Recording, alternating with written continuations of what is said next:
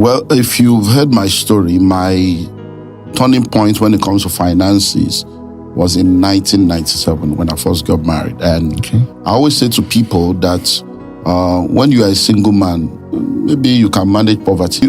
Don't ever try to be poor as a married man. By 2001, I bought my first 50 acres of land, first estate. And then by 2003, 100 acres. By 2005, 200 acres. By 2008, another 70 acres in Abuja. Welcome to Billionaire Focus, where success is built, wealth is mastered, and powerful minds are created. Train your mindset, elevate your vision, become unstoppable. I got married in 1997, and then by early 1998, we got pregnant. And so when I was getting married, I knew who I was, I knew where I was going to, but Pepe never rests now. Things were not, and I was like, okay, this is who I am, this is what I earn, this is what my plans are. Oh, no problem, I love you the way you are, I love you the way you are. I know money doesn't matter. And I was just naive, that naivety of, God is in control.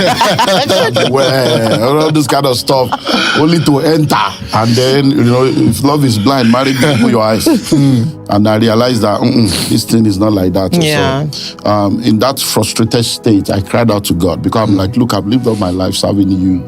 I got born again as a teenager. By the age of 21, I was already a pastor. So I don't do drugs, I don't do sin, I do everything that I'm supposed to do that I know to do.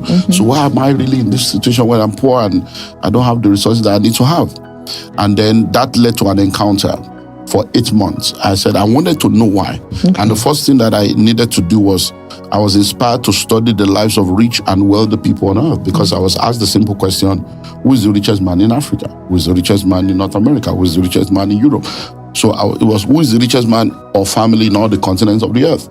Remember, there was no Google, there was no, we were talking 97, 98, so I was like, okay, I needed to find out what made them rich. Why are they rich?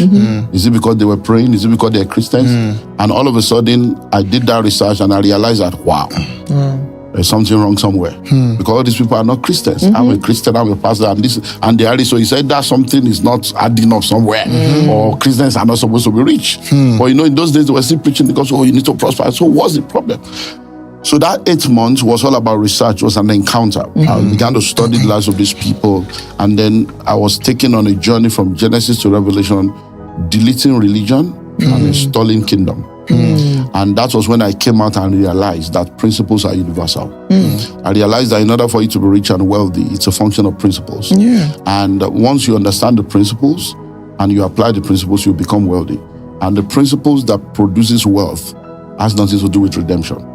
Because many times people confuse the person of Jesus with the principles of Jesus. Now, God is the creator of all but the savior of some. As a creator, he put principles in place for the perpetuation of his creation. And those principles have nothing to do with redemption. So the sun will fall on the righteous, shine on the righteous, and the unrighteous. The rain will fall on the righteous and the unrighteous. Even if you are an atheist, the sun will still shine on you. Even if you say there is no God, when you plant, you will harvest. So the law of planting and harvesting, the laws and principles of life has nothing to do with salvation or redemption. Because it is the creator that put those laws in place in order for perpetuation of creation, so that he wouldn't need to go back again. So when he created the first man, he put the seed for creation in the man.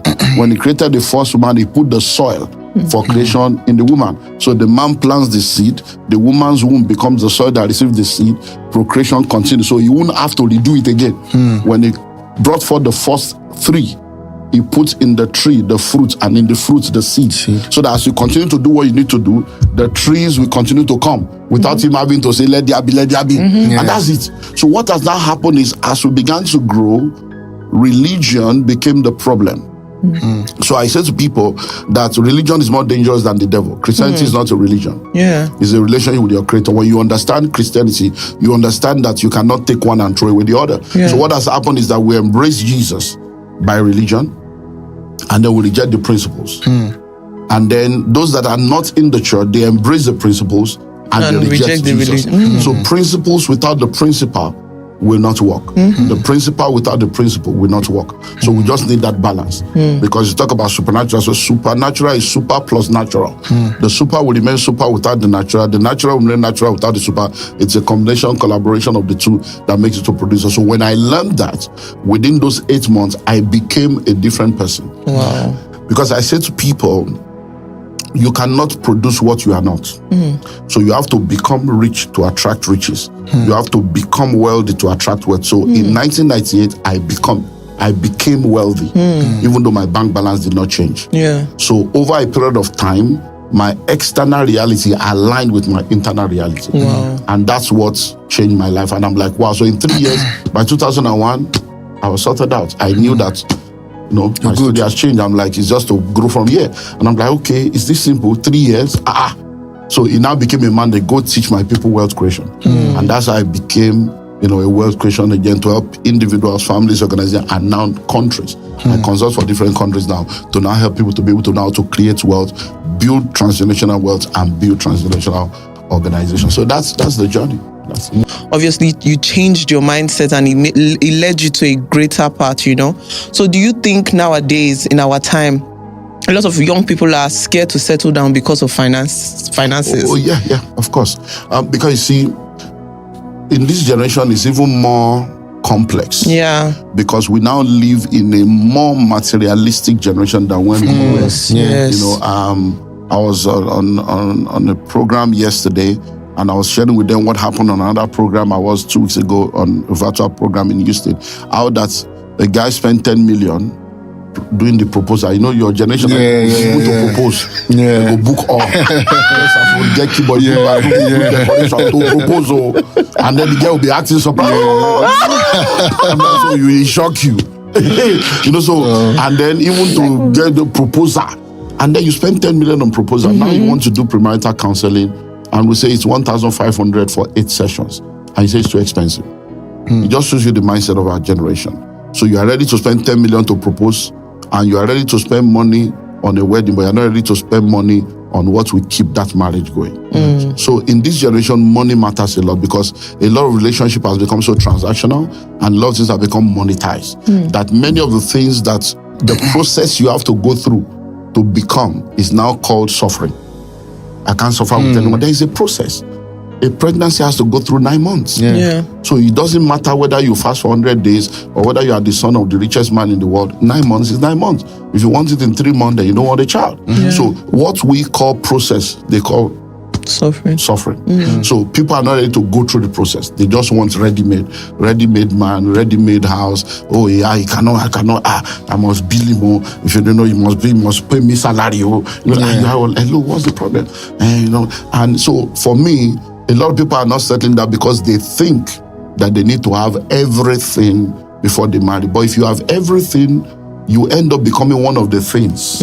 Because at the end of the day, if I'm marrying you and I have everything, you are just one of the acquisitions. What are you bringing to the table? And they say, I am the table.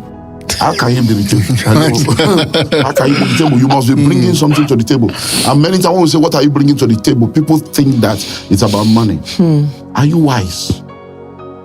Are you good? Are you encouraging? So when I say, what are you bringing to the table? You must be bringing something to the table. If, okay, I'm a millionaire, I'm marrying you. Do you have the wisdom to marry the million? At least bring wisdom to the table. Bring management skill to the table. If I'm a man and I have everything sorted out and you want to live the soft life and you just want to be a baby girl and you want me to take care of you, but when I'm depressed, can you comfort me? When things are not going on fine, can you pray for me? Can you prophesy? So what are you bringing to the table? It's not about money. So many of the people that we have in our world today, they don't get it. So for me, yes, it's affecting a lot of people, but you need to understand that you should not allow it to affect you because there are some realms of blessings that can never happen until you marry. And only married people will understand this. You see, when you study the scripture, it says, he that finds a wife finds a good thing and obtains favor from the Lord. It means there is a chapter in the world of favor that can never happen until you marry. So it is only married people that enjoy that kind of favor. And if you've seen married people, you will hear that before they got married, some things were not happening. Yes. As they just fix wedding date like this. Have you gotten cake? I will do your cake. I will do favor. If to say I know say this thing will come, I don't marry you. So many times what you are waiting for is waiting for you. Yeah. I remember when I was going to get married, I had uncles tell me, look, you're Igbo. We don't get married until like we're almost 40, until we're settled. You know, you have this, you have that, you have this, you have that. So you don't need money to marry. You need vision or you need direction. Once you have a vision and the direction, make the decision, everything will line up. Now, so when it comes to getting married and talking about money, you also need to answer a question: what kind of marriage? Because in the world of coaching and family life counseling, we have been able to come to the conclusion that there are now 3 kinds of marriages. We have the cultural traditional marriages, which is what many of us know from our parents. And then we have the contemporary marriage, which is what the world is trying to now flush down our throats because of contemporary men, women, and then we have what we call kingdom marriage, which is what it was supposed to be at the beginning, because marriage is not the culture of any society. It's the culture of God. God instituted it. So it's not a human being that said, let's marry. God was the one that, so there is a kingdom marriage. So if you want to get married, you now need to ask yourself, what kind of marriage? So if you are talking of cultural marriages, then the man needs to have money to be able to take care of everything. And the woman does not need to have anything as long as she can sleep and give birth to children. So she comes in and become a baby factory, can be a full-time housewife. The kitchen is your... So once you are good in the kitchen and you are good in the bedroom, you are good to go. The man takes care of you and he can manipulate you, control you, abuse you, and you have nowhere to go because you have nothing to fall back on. Because you are a liability. You are just coming to be taken care of. So that's cultural marriage. So if you want to do cultural marriage, then you enjoy the benefit and then you suffer the merits.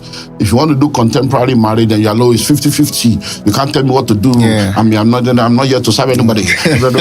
No problem. Then you face what comes with that also. But if you are doing kingdom marriage, then we now begin to understand that when you are doing kingdom marriage, God is your source. And because God is your source, your job, your career, your business is a resource. You don't put your trust in the resource, you put your trust in the source, because the source can dry up, but the resource, and the resource can dry up, but the source never dries up, and resources can change from time to time. So when you are coming into that kind of relationship, it is joint knowledge, joint decision.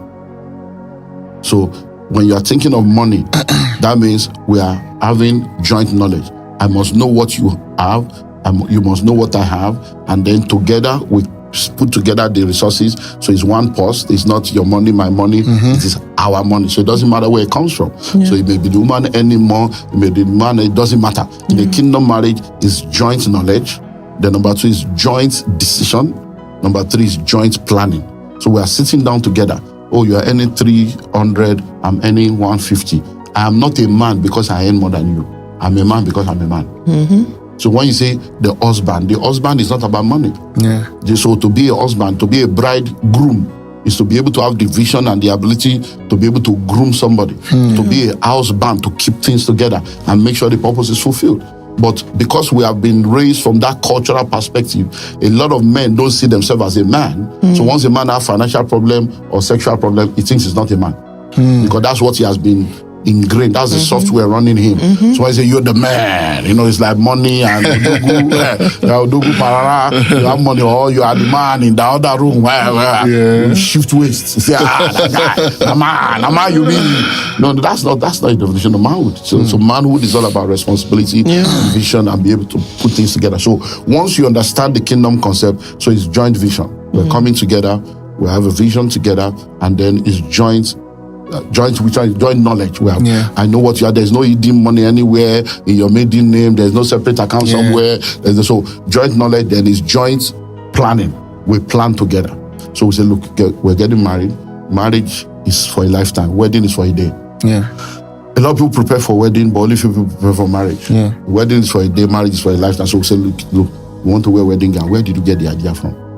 What verse of scripture supports that? What's your value? Why do you think that wearing a gown makes you a woman or makes your marriage successful?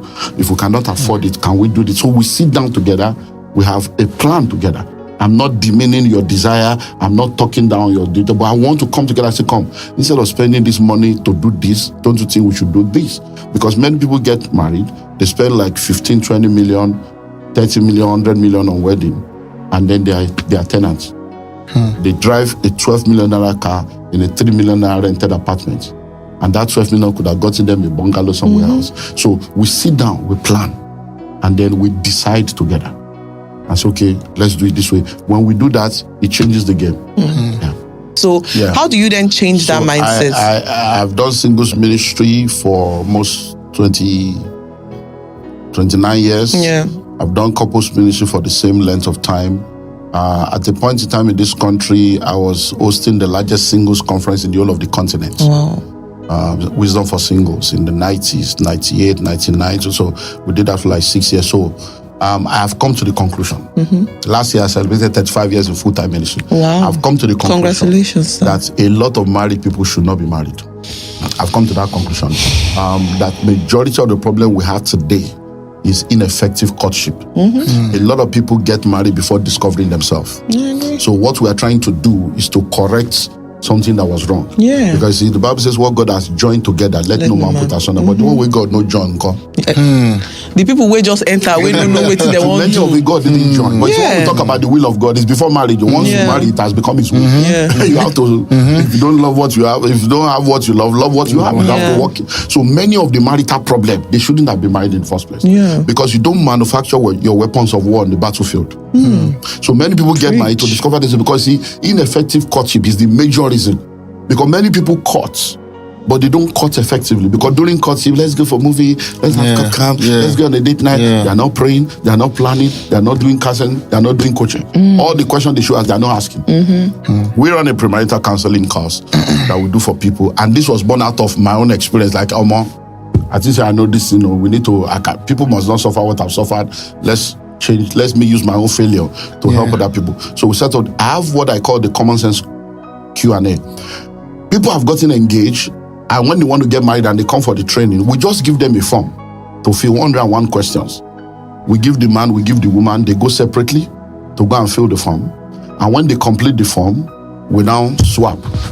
And then the man takes the form of the woman. Then, you didn't tell me this one now. I didn't know. You mean? So what have you people been doing? And you have been cutting for 4 years. People don't ask the right questions. I agree. They don't ask the right questions. So, unfortunately, a guy was in my office just this week crying about what he was going through. And I said, but there is no way you can tell me that this thing is happening and there was no warning. They said the warning signs were there. I just thought that it would change. People don't change. Rewarded behaviors are often repeated. And if anybody does anything in courtship and you think it's okay, when they marry, it's times 100. Jesus Christ. Because many times when people are cutting, think of it. Because this is, that's why I say common sense is not common. If you are cutting, let's assume you meet each other once a week. That means in a whole year, you only meet for 52 times. That 52 times, maybe you offended each other 4 times. In 52 times. Because the 4 times is spaced. Maybe January, then October. So you didn't realize that you are in danger. You know, I say, no, we are good, we don't fight. You are lying. Because that 4 times in 52 times, by the time you now get married, you are now living together in the same space. 52 times is 1.5 months. That's 6 weeks. So if in 6 weeks, you have 4 issues, you see how your life can be upside down. 6 weeks now, not 5. That is in 6 weeks, you fought in 4 weeks. So you now say, he has changed, she has changed. And no change. Now you don't get wisdom. You didn't realize that this is a warning sign.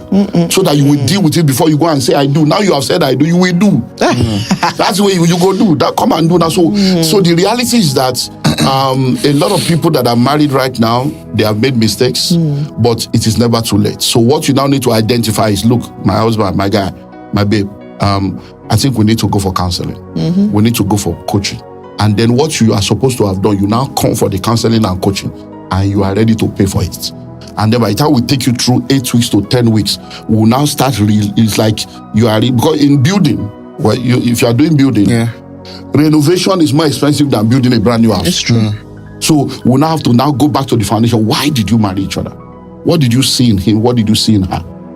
Because you would now be shocked to realize that what you thought he saw is not what he saw. What you thought she saw is not what she saw. You were just deceiving each other. But you know, like I said, love is blind, but marriage, you open your eyes. You thought she was beautiful, you were marrying beauty. You were marrying shape. And now you are married, she's pregnant, and the shape is no more there.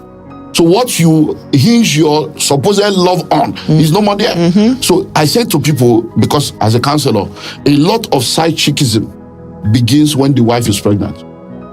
So when a lot of women are pregnant, the men are no more seeing what they used to see. It's like bellies big, everything. What's that? And then come and do say, I'm tired. I can't do this. I'm tired. Don't touch me. The guy is now looking for alternative.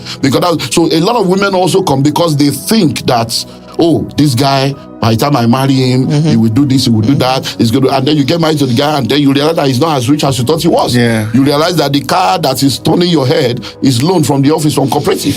Now you are now facing reality that the guy doesn't have money. You saw that the guy has traveled, he took picture. You now realize that he traveled, that you saw the first one. It was somebody that paid the second one. It was a group tour and he won a ticket. You now realize that everything are fake.